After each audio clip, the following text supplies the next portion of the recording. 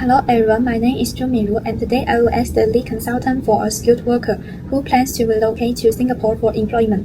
As a consultant, my role is to explain the legal and professional requirements that very international workers should understand before moving to Singapore. Singapore is one of the most attractive destinations for skilled professionals in Asia.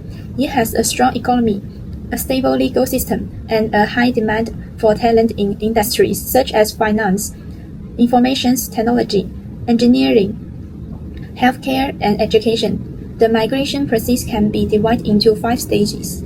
The first step in the migration roadmap is obtaining the correct work authorization. For most skilled professionals, the employment pass or EP is the main work visa.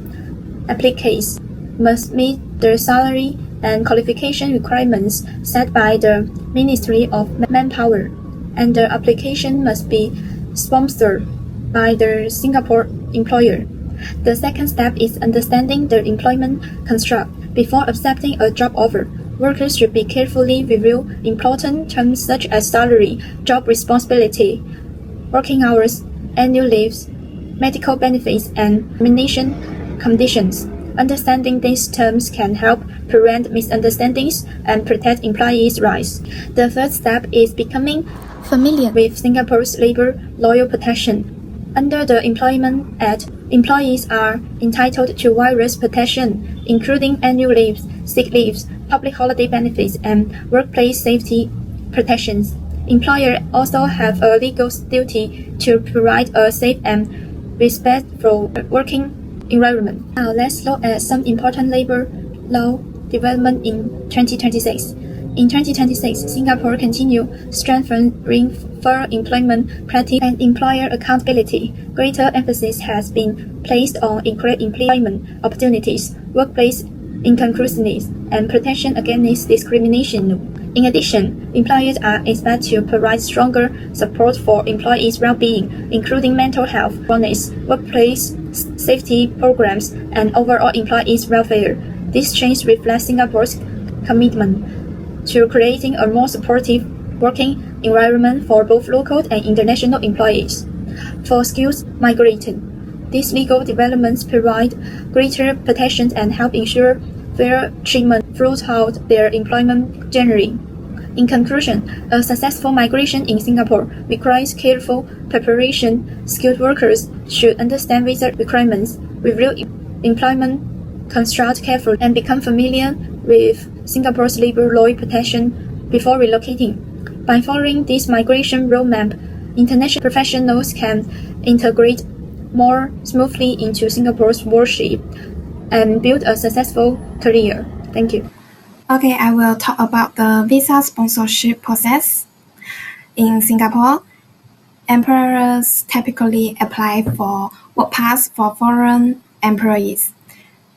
Employers submit application to the Ministry of Manpower and must ensure that employees meet all legal requirements before commencing work. Common work pass include Employment Pass (EP) applicable to professionals, managers, and senior management, and Next S Pass applicable to qualified mid-skilled workers.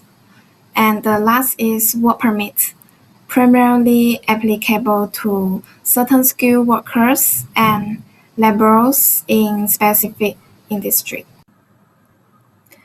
According to Singapore labor laws, employment contracts should typically clearly stipulate: first, job title and duties, salary and payment schedule, working hours and rest days, leave entitlements, duration of employment, termination and notice periods. These clauses help protect the legal rights of both employees and employers and reduce labor disputes.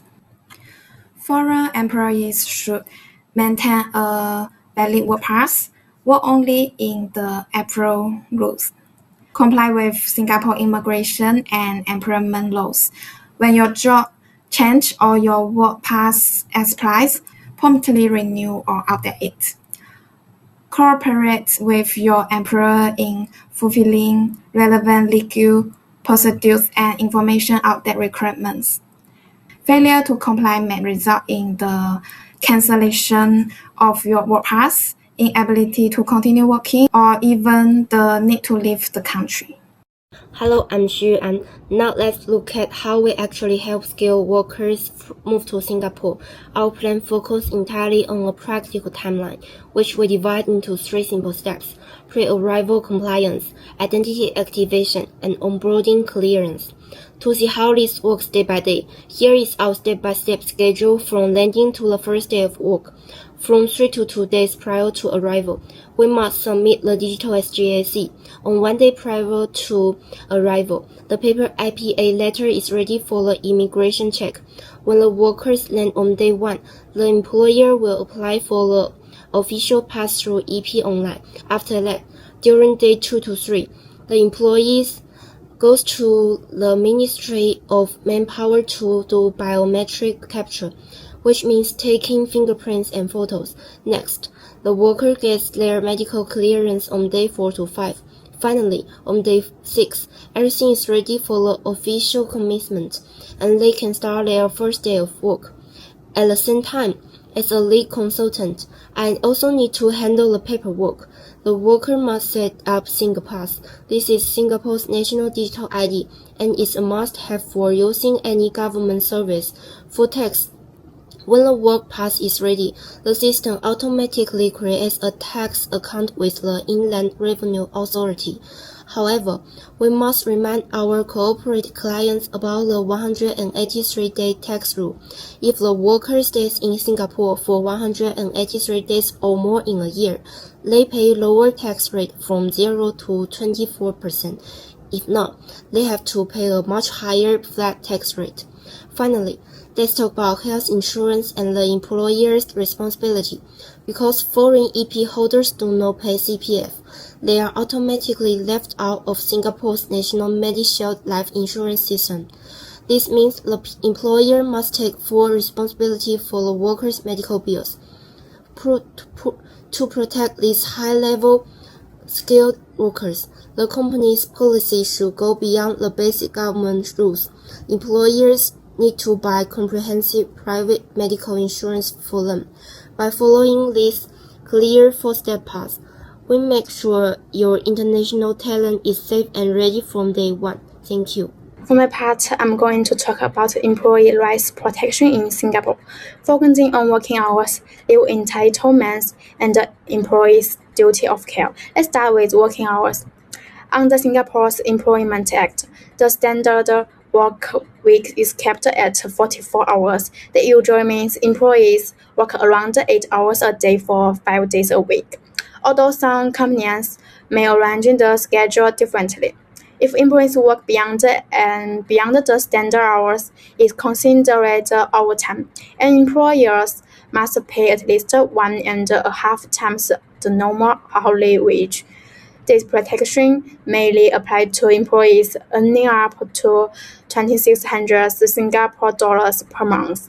Although managers and executives may be covered differently. Singapore is well known for its fast-paced and competitive work culture, but the law clearly sets boundaries to protect workers from excessive overtime and overwork. Next, let's look at paid leave. In Singapore, employees become eligible for paid annual leave after completing 3 months of service. In the first year, they receive at least 7 days of annual leave, and this entitlement increases by 1 day each year, up to a maximum of 14 days. Employees are also entitled to paid sick leave after 3 months of service. They can receive up to 14 days of outpatient sick leave and up to 16 days of hospitalization leave each year. In addition, Singapore provides 11 public holidays annually. If a public holiday falls on a weekend, employees are usually given a replacement day off. This shows that in Singapore, rest and recovery are considered important rights rather than simply benefits offered by employers. Besides salary and leave, employers in Singapore also have a legal duty of care.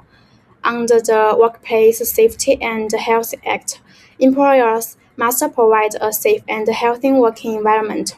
This includes conducting risk assessments, offering proper training, and providing safety equipment when necessary.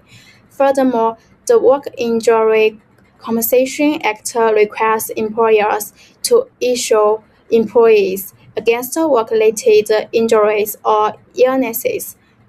This allows workers to receive compensation quickly without going through legal procedures. In recent years, mental health has become an increasingly important issue. Many companies now provide employee assistance programs, wellness days, and flexible working arrangements to support employees' well-being. Therefore, duty of care is not just a legal requirement, it reflects a broader shift toward treating employees as people rather than simply as workers. To conclude, Singapore's labor system aims to balance economic competitiveness with employee protection.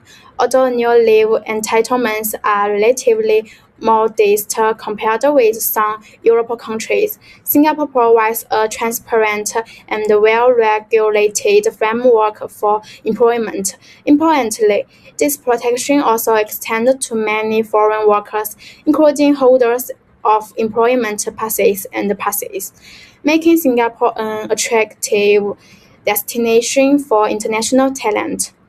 Overall, Singapore demonstrates that clear and enforceable labor laws can coexist with a high-performance economy. Thank you very much for your listening.